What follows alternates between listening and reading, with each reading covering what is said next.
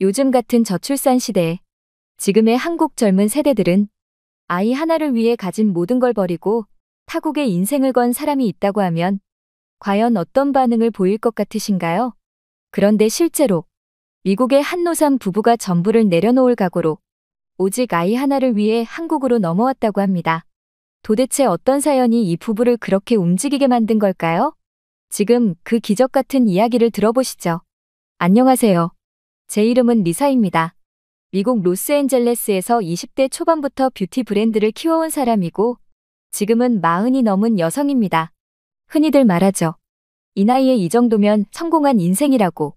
그런데요, 저는 매일 아침 거울 앞에 서서 이렇게 묻곤 했어요. 정말 괜찮은 거야? 이게 다야?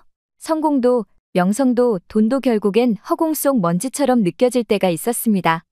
제 곁에 아이가 없다는 사실은 그 모든 걸 무색하게 만들었어요. 남편 마크와 저는 각각 독립적으로 사업을 일궈온 사람들이었고 사랑에 빠진 것도 결혼을 결심한 것도 비교적 늦은 30살의 일이었어요. 그만큼 우리는 서로를 신중하게 선택했고 함께하는 삶이 더 단단해질 거라 믿었습니다. 결혼 후 처음 몇 년은 정말 바쁘게 살았어요. 마크는 테크 업계에서 두각을 나타내고 있었고 저는 미국 동서부에서 뷰티 브랜드 리사를 런칭하며 강의를 다녔습니다. 매일 밤 늦게 들어와 마주보며 웃던 시절이 있었어요. 하지만 시간이 흐르며 마음 한구석이 서서히 텅 비어가는 걸 느꼈습니다. 아이라는 단어 하나가 우리 둘 사이를 가늘게 갈라놓고 있었어요. 처음엔 자연스럽게 기다렸고 그 다음엔 호르몬 치료를 시작했으며 결국엔 시험관까지 시도했습니다. 미국에서도 네로라 하는 생식 클리닉에 다녀봤고 유명하다는 의사들은 다 만나봤습니다.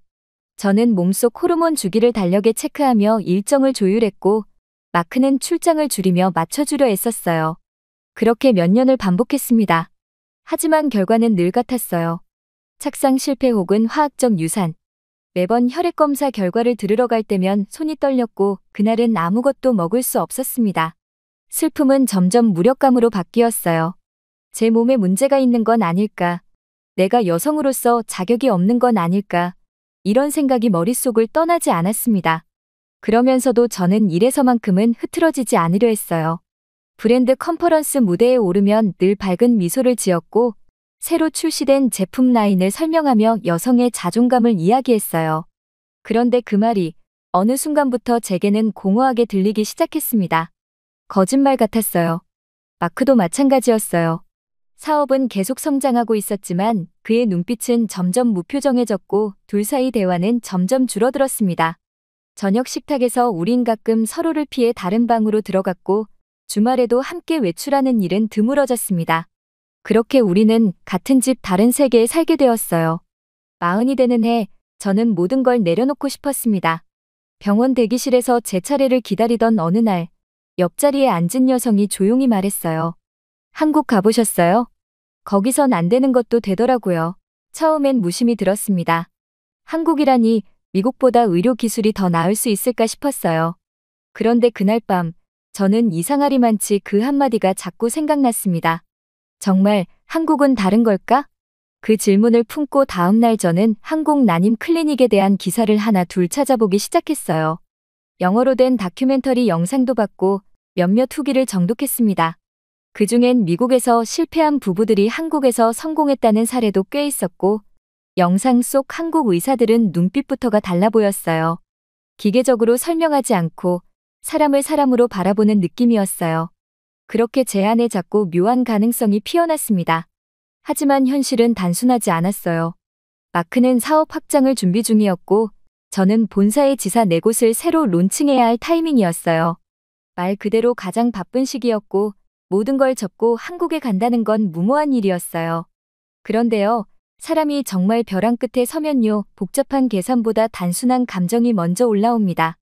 저는 어느 날 밤 마크에게 말했어요. 이제 나 더는 못하겠어. 우리 지금 안 가면 우리 둘 사이도 무너질 것 같아. 마크는 아무 말 없이 저를 바라봤고 한참 후에야 조용히 말했어요. 그럼 접자. 사업도 책임도. 우리 둘부터 살자. 그 말이 전부였습니다. 그로부터 일주일 뒤 우리는 모든 업무를 임시 위임하고 주요 계열사 주주들과 만나 구조를 조정했어요. 한국으로 갑니다. 마지막 도전입니다. 그렇게 이메일 하나로 정리할 수 있는 여정은 아니었지만 저희는 모든 걸 걸고 떠날 준비를 했습니다. 저는 평생을 일로 채우며 살았지만 이번만큼은 나를 위한 시간이 필요하다고 느꼈어요. 그리고 그 시간은 한국에서 시작돼야 한다고 믿었습니다. 우리가 탑승한 비행기는 인천국제공항으로 향하는 밤 비행기였어요. 창밖으로 반짝이는 도시의 불빛이 내려다 보일 때 제 심장은 오래 잊고 있던 두근거림을 다시 느꼈습니다. 마크는 제 손을 조용히 잡아줬고 저도 그 손을 꽉 쥐었습니다. 우리 둘 사이에 처음으로 말없는 동의가 오간 순간이었어요. 그때 저는 알았어요. 이번엔 진짜 다를 거라는 걸요.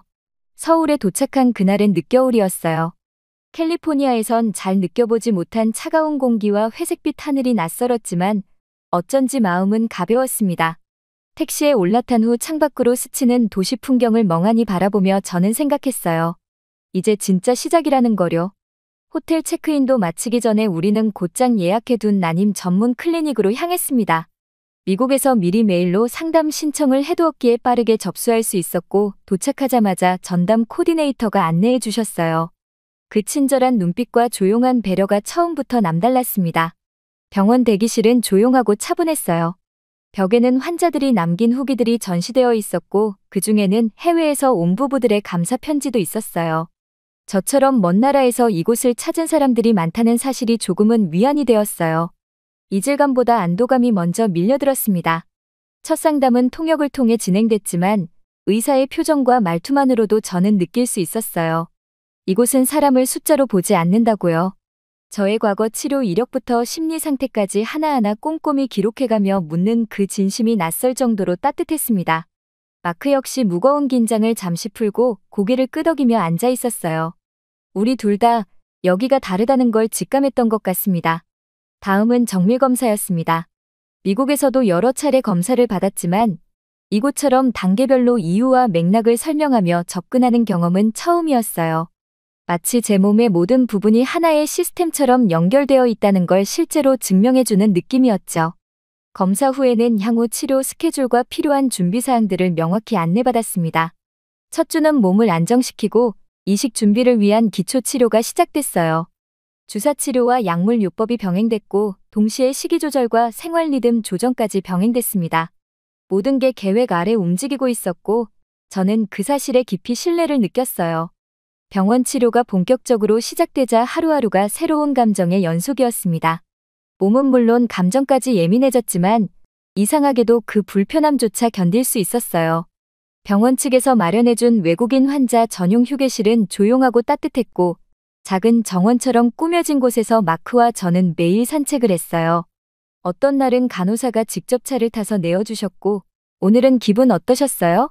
라고 물어주셨습니다. 저는 그런 작은 말들의 큰 위로를 받았고 그것이 제 마음을 치유해주는 약이라는 걸 알게 되었어요. 치료 3주차, 정식 이식을 앞두고 병원에서 작은 축복 카드를 주셨어요. 이 생명이 당신에게 따뜻한 봄이 되기를 바랍니다. 라는 문장이 적혀 있었고 저는 그걸 손에 꼭 쥐고 이식실로 들어갔습니다. 짧지만 집중된 시간이었고 저는 아무 소리도 들리지 않는 그 방 안에서 조용히 눈을 감았어요. 다시는 실패라는 단어를 듣고 싶지 않았고 이번에는 꼭 품고 싶었습니다. 병실을 나와 대기실에서 마크와 마주쳤을 때 그는 제 손을 꼭 잡으며 아무 말 없이 고개를 끄덕였어요. 말보다 마음이 앞서 있었고 그건 우리 둘만이 알 수 있는 감정이었습니다. 이식 후 열흘은 정말 길게 느껴졌습니다. 혹시나 몸에 이상은 없는지, 신체 변화는 어떤지 하루에도 몇 번씩 불안해졌어요. 하지만 병원에서는 심리 상담까지 병행하며 안정적인 컨디션을 유지하도록 도와주었습니다. 그리고 11번째 날, 저는 결과 통보를 받으러 병원에 갔어요. 긴 복도를 따라 걸어가면서 제 심장은 터질 듯이 뛰었고 엘리베이터 문이 열릴 때마다 숨을 참고 있었습니다. 그리고 결과를 전해받은 그 순간 담당 간호사의 미소를 보는 것만으로도 저는 모든 걸 알아차렸어요. 축하드립니다. 착상 확인되었어요. 그 말이 들리는 순간 저는 주저앉아 버렸습니다. 제 옆에 있던 마크도 그 자리에 무릎을 꿇었고 저희 둘은 병원 복도에서 한참을 그렇게 울었습니다. 그날은 제 인생에서 가장 조용하면서도 가장 시끄러운 날이었습니다. 심장은 요동치고 눈물은 멈추지 않았고 마음은 말로 다 담을 수 없는 충만함으로 가득 찼습니다. 저는 진짜 임신을 했고 저희의 아이는 정말 제 안에 있었습니다. 그 사실이 믿기지 않아 밤새도록 잠을 이루지 못했어요. 새벽 2시가 넘은 시간, 저는 마크와 함께 병원 근처 편의점에 다녀왔습니다. 따뜻한 두유를 사서 돌아오는 길, 서울의 밤 공기가 부드럽게 피부에 스며들었습니다. 그 길 위에서 우리는 정말 오래간만에 아무 걱정 없이 웃으며 걸었어요. 그리고 저는 그 시점부터 태명을 지었습니다. 한국에서 아이를 품게 되었으니 한국이라고요. 처음엔 농담처럼 마크에게 이야기했지만 점점 진심이 되어갔습니다. 매일 잠들기 전 제 배를 쓰다듬으며 조용히 속삭였어요. 한국이야, 오늘도 잘 지냈니? 그렇게 부르기 시작한 이후로 저는 매일 조금씩 웃게 되었어요. 마크도 가끔씩 한국이라는 이름을 입에 올리며 아이에게 이야기를 건넸습니다. 그 짧은 순간들이 부부였던 우리를 다시 가족으로 만들어주고 있었어요. 한편 미국에 두고 온 우리의 사업은 예상과 달리 위기를 맞고 있었습니다. 유통 일정은 꼬였고 대형 거래처와의 계약도 불투명해졌습니다. 당연히 불안했지만 저희는 일단 손을 떼기로 했습니다. 그런데 놀라운 일이 일어났어요. 본사의 직원들이 모두 자발적으로 회사를 지켜내기 시작한 겁니다. 구조조정 없이 각자가 할 수 있는 역할을 나누고 심지어는 임시수당을 반납하면서도 회사를 유지해 주었어요. 어느 날 한 직원이 저에게 메일을 보냈습니다. 부사장님, 지금은 가족부터 챙기세요. 여긴 우리가 지킬게요. 그 짧은 문장을 보고 저는 또 한 번 울었습니다. 우리가 그렇게 헌신했던 사람들이 지금 우리를 지켜주고 있었어요. 그것도 말없이 진심으로. 그때부터 저는 모든 걸 아이에게 집중했습니다. 매일 일정한 시간에 음악을 들으며 산책을 했고 병원에서 제공하는 태교 클래스를 들으며 아이에게 편지를 썼습니다. 마크는 저를 위해 매일 아침 식사를 직접 준비했고 주말이면 둘만의 태교 일기를 쓰기 시작했어요. 처음엔 몇 줄뿐이었지만 점점 페이지가 늘어갔습니다. 그 안에는 우리가 사랑을 다시 배우는 과정, 기다림의 소중함, 그리고 이 나라에서 만난 따뜻한 사람들의 이야기가 담겨 있었어요. 이방인의 땅이었지만 우리는 그곳에서 진짜 가족이 되어가고 있었습니다. 한국이가 자라나는 만큼 저희의 마음도 같이 커졌고 마침내 우리는 처음으로 아이와 함께하는 삶을 구체적으로 상상하기 시작했어요. 아이가 걷고 말을 배우고 처음으로 엄마라고 부를 그날을요. 임신 중기로 접어들 무렵부터 저는 이전과 전혀 다른 감정을 느끼기 시작했어요. 몸이 무겁고 가끔은 숨이 차기도 했지만 그 모든 변화가 오히려 살아있다는 실감처럼 다가왔습니다. 한국에 도착한 지 3달이 조금 넘었을 무렵이었고 저희는 병원 근처의 한 달살이 아파트로 거처를 옮긴 상태였습니다. 병원에서는 제 상태에 맞춰 매주 한 번씩 정기검진을 받도록 일정을 조정해 주었고 외국인 전용 상담실에서는 필요할 때마다 심리 상담을 연결해 주었습니다. 이전에는 느껴보지 못한 정성과 배려였고 그 덕분에 저는 조금씩 마음의 중심을 잡을 수 있었어요. 입덧은 다행히 심하지 않았지만 입맛은 많이 변했어요. 한식에 익숙지 않았던 저는 처음엔 병원 식사를 거의 손도 대지 못했어요.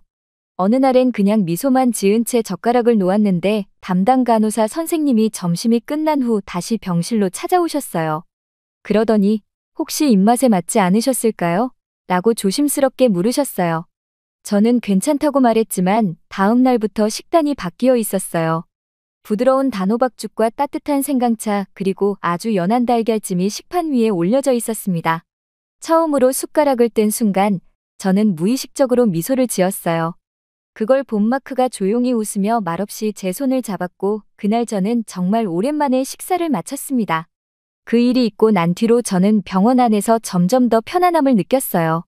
식단은 그때 이후로도 제 입맛에 맞게 조정되었고 영양사 선생님은 주기적으로 직접 병실로 찾아와 어떤 음식이 괜찮았는지 혹시 불편했던 건 없는지 물어봐 주셨어요. 제 이야기를 귀찮아하지 않고 끝까지 들어주며 필요한 것은 꼭 반영해주는 그 태도에 저는 깊이 감동했어요.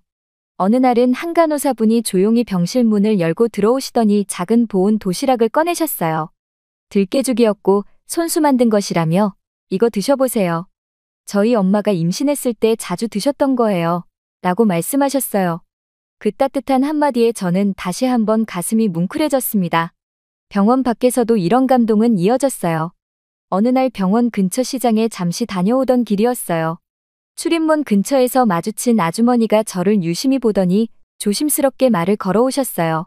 외국분이세요? 병원에 계시죠? 저는 웃으며 고개를 끄덕였어요. 아주머니는 잠시 망설이다가 우리 손주가 쓰던 모자가 있는데 혹시 필요하시면 드릴까요? 라고 하셨어요. 그 말이 전혀 상업적이지 않고 그냥 진심에서 나온 것처럼 들렸습니다. 이곳에 머무는 동안 저는 그 아주머니를 한두 번 더 마주쳤고 어느 날은 정말로 아기 모자 하나를 종이봉투에 담아 건네주셨어요. 그 안엔 손편지도 들어있었고 마지막 문장은 이렇게 적혀 있었어요. 이 땅에 온 당신이 외롭지 않기를. 저는 그 문장을 오래도록 지갑 안에 넣어 다녔습니다. 가장 인상 깊었던 순간은 인근 교회에서 받은 편지였습니다. 병원 관계자를 통해 저희 부부의 사정을 알게 된 교회 청년부에서 외국인 예비부부들을 위한 축복 편지를 써 보내온 거였어요. 편지는 장황하지 않았고 몇 줄의 짧은 문장이 전부였어요. 그중 한 문장은 아직도 잊히지 않습니다. 당신은 이 땅에 환영받는 존재입니다. 그 문장을 소리내어 읽는 순간 저는 이상하게도 눈물이 왈칵 쏟아졌어요. 그건 단순한 문장이 아니었어요. 제게는 치유의 언어였고 그 안에 담긴 온기가 제 마음속 얼어붙은 부분을 녹여주었어요. 한국에서의 생활이 길어질수록 저는 이곳의 향기, 공기, 그리고 사람들의 눈빛에 익숙해졌어요. 처음엔 낯설게만 느껴졌던 모든 것이 이제는 정이 들었고 저는 점점 더 자주 이곳을 우리 동네라고 부르게 되었어요. 병원 산책로를 걸을 땐 아이가 자라날 모습을 자연스럽게 상상하게 되었고 공원에서 뛰노는 아이들을 볼 때면 한국이가 저기 섞여 놀고 있을 미래가 그려지곤 했습니다. 마크도 그런 저를 보며 말없이 웃어주곤 했어요. 우리 둘 모두 이 땅에 흘러들고 있었던 겁니다. 시간은 빠르게 흘렀고 어느덧 출산 예정일이 가까워졌어요. 하지만 아이는 생각보다 조금 빨리 저희를 찾아왔습니다. 어느 날 밤 복통이 찾아왔고 병원으로 긴급 이동하게 되었어요. 검사 결과 제왕절개가 필요하다는 판단이 내려졌습니다. 의료진은 침착했고 통역사는 제게 자세히 설명해주며 불안해하지 말라고 말해주었습니다. 수술을 앞두고 마크는 제 손을 꼭 잡고 있었습니다. 저는 말없이 그의 눈을 바라보았고 그 안엔 걱정과 안도, 두려움과 사랑이 뒤섞여 있었어요. 그날의 공기는 이상하리만큼 고요했고 저는 마음속으로 기도했어요. 제발 아무 일 없이 이 아이가 건강하게 태어나길. 수술실에서의 시간은 길지도 짧지도 않았어요. 그저 무의식과 의식 사이에서 여러 생각이 오갔습니다. 그리고 마침내 간호사의 환호성이 들렸고 이어서 처음으로 들린 아기의 울음소리가 병실을 가득 채웠습니다. 그 순간 저는 눈을 떴고 눈가로 눈물이 흐르고 있다는 걸 느꼈어요. 마크는 수술실 밖에서 저를 기다리고 있었고 아이의 모습을 처음 본 그가 눈물을 닦으며 말없이 고개를 숙였다고 나중에 들었습니다. 아이는 건강했습니다. 조금 작고 연약했지만 모든 수치는 안정적이었고 의사들은 문제없다고 설명해 주었어요. 아이의 작고 따뜻한 몸이 제 품에 처음 안겼을 때 저는 마치 온 우주가 가만히 숨을 죽인 듯한 기분이 들었어요. 그 순간을 위해 저는 10년을 기다려왔고 그렇게 간절히 바라던 작은 생명이 마침내 제 앞에 있었습니다. 병원 관계자들, 간호사들, 심지어 청소하시는 분까지 모두 아이의 탄생을 진심으로 축하해 주셨어요. 어떤 분은 아이용 양말을 선물해 주셨고 어떤 분은 조심스레 손수 쓴 축하 카드를 건네주셨어요. 그 마음 하나하나가 저희에겐 잊을 수 없는 선물이었습니다. 저는 아이를 안고 병실 창밖을 보며 생각했어요. 이 아이는 한국에서 태어났고 이곳에서 따뜻한 손길 속에서 자라날 거라고요. 한국인은 단순한 태명이 아니었습니다. 이 이름에는 수많은 사람들의 온기가 담겨 있었고 이 땅이 저희에게 보여준 모든 진심이 녹아 있었습니다. 아이를 안고 있는 제 품 안은 따뜻했고 그 온기는 이제 제 삶의 전부가 되었어요. 저는 그때 확신했어요. 이 땅은 저희의 고향이 될 수 있다고요. 단순히 출산을 위한 선택지가 아닌 살아갈 이유를 다시 찾아준 곳이라고요. 말이야, 그러니까 저희가 부르던 한국이가 세상에 태어나고 난 후 저희는 너무 많은 축복을 받았습니다. 매일 병실로 들러 아이의 상태를 확인해 주던 간호사 선생님들, 아이가 잠든 틈에 저희에게 따뜻한 차를 건네던 자원봉사자, 그리고 말없이 신발 한 켤레를 병실 앞에 놓고 간 누군가의 배려까지 그 모든 것들이 저희에게는 고마움의 연속이었습니다. 저는 하루에도 몇 번씩 마음속으로 다짐했어요. 이 따뜻함을 잊지 않고 반드시 갚아야 한다고요. 아이의 퇴원 수속을 마치고 병원 로비를 나서던 날, 저는 한참을 병원 건물 쪽을 바라보다가 걸음을 멈췄습니다. 이곳에서의 시간들이 머릿속을 천천히 지나갔고, 저는 그 감정을 간단히 말로 정리할 수 없었어요. 마크 역시 조용히 병원 유리문에 손을 올리며 말없이 눈을 감았고, 그 순간 저는 그가 저와 똑같은 생각을 하고 있다는 걸 느낄 수 있었습니다. 우리는 단순히 아이를 얻은 게 아니었어요. 이곳에서 우리는 다시 살아가는 법을 배웠습니다. 퇴원 이후 저희는 곧장 미국으로 돌아가지 않기로 결정했습니다. 마리아의 100일이 될 때까지는 서울에서 지내기로 했고, 그 시간 동안 저희가 할 수 있는 일들을 정리하기 시작했어요. 병원 측의 후원 의사를 조심스럽게 전달했을 때 담당 원장님은 진심 어린 눈빛으로 저희의 손을 꼭 잡아주셨어요. 아이를 낳으신 것도 축복인데 그 감사까지 나누시겠다니 감사합니다. 그 짧은 말 한마디가 모든 걸 충분히 설명해 주었습니다. 저희는 병원과 함께 마리아 프로젝트라는 이름의 작은 후원재단을 설립하게 되었습니다. 한국 내나님 치료를 희망하는 저소득층 가정이나 외국에서 치료를 위해 한국을 찾는 부부들을 돕는 구조였고, 후원금은 병원에서 엄격한 심사를 거쳐 의료비로 지원되도록 했습니다.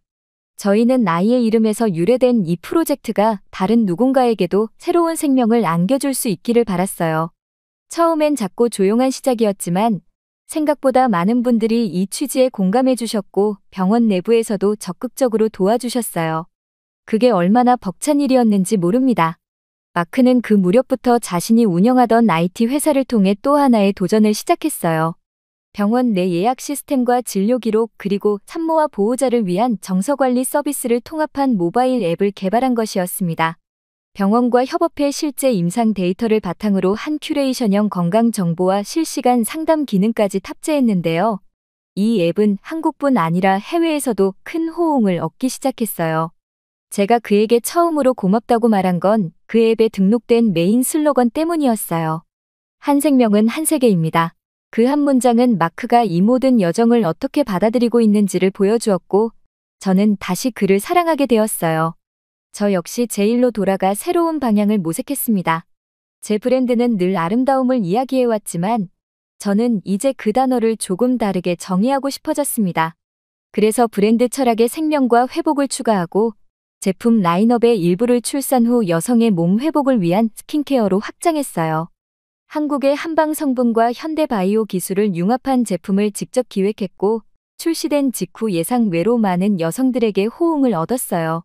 그때 저는 깨달았습니다. 고통을 겪은 사람이야말로 고통을 보듬는 제품을 만들 수 있다는 걸요. 서울에서의 마지막 한 달은 그 어떤 시간보다도 아름다웠습니다. 마리아는 점점 몸무게가 늘어났고, 아이 특유의 울음소리도 제법 힘이 생겼어요. 저희는 매일 아침 공원으로 산책을 나가 아이에게 바람 냄새를 맡게 했고, 주말마다 마트에 들러 아이용품을 함께 고르며 웃었습니다. 마크는 한국이가 처음 입은 옷과 쓴 턱바지, 첫 번째 딸랑이 장난감을 고르고는 그 물건들을 하나하나 정성스럽게 박스에 담아 보관하기 시작했어요. 이건 이 아이가 언젠가 물어볼 거야. 어디서 태어났냐고. 그 말에 저는 울컥했고, 한국에서 태어났고 사랑받은 곳이라고 꼭 말해줘야 해요. 라고 답했습니다. 우리는 서울을 떠나기 전날 병원 근처 나무 아래에 다시 들렀어요. 마리아가 태어난 그날, 햇살을 처음 얼굴로 받았던 그 자리였고, 우리 가족에게 상징적인 의미가 담긴 곳이었습니다. 마크는 나무 아래에서 아이를 품에 안고 조용히 셀카를 하나 찍었고, 그 사진은 지금도 저희 가족의 프레임 속 첫 번째 사진으로 남아있어요. 귀국을 앞둔 마지막 주, 우리는 병원에서 후원자 명단을 정리하며 누락된 사례나 사연들을 꼼꼼히 살폈어요. 그 과정에서 어떤 부부가 후원 대상이 되어 치료를 시작했다는 소식을 들었고, 담당 간호사분이 이렇게 말했습니다. 그분들도 한국이라는 이름을 기억할 겁니다. 분명히요. 저는 그 말을 들으며 가만히 창밖을 바라봤어요. 한국이라는 나라가 저희에게 어떤 존재가 되었는지를 다시금 실감하는 순간이었습니다. 지금 저희는 다시 미국으로 돌아와 있지만 삶의 방향은 완전히 달라졌어요. 우리는 더 이상 단순히 소비자를 위한 상품만을 만들지 않아요. 우리는 누군가의 삶을 돕고 손을 잡고 기다릴 수 있는 시간과 여유를 배우게 되었습니다. 그 중심에 한국이 있었고 그 출발점은 마리아였어요. 앞으로도 저희는 한국에 계속 후원할 겁니다. 단지 물질적인 것이 아니라 저희가 배운 따뜻함과 책임감을 담아 누군가에게 이어지길 바라면서요. 그리고 마리아가 자라나면 반드시 한국에 데려갈 겁니다. 이 아이가 처음 숨을 쉰 공기, 처음 울음을 터뜨린 땅을 기억할 수 있도록 저희가 직접 보여주고 가르칠 겁니다. 마리아는 단지 저희의 아이가 아니라 수많은 사람들의 진심과 손길로 자라난 아이입니다. 그래서 이 아이의 고향은 명백하게도 한국이에요. 우리는 앞으로도 그렇게 살아갈 겁니다. 언젠가 마리아가 자라 자신만의 길을 걷게 될 때 그 아이의 마음속에도 이 땅의 따뜻함이 남아있기를 바라며 우리는 조용히 감사하며 하루하루를 살아가겠습니다.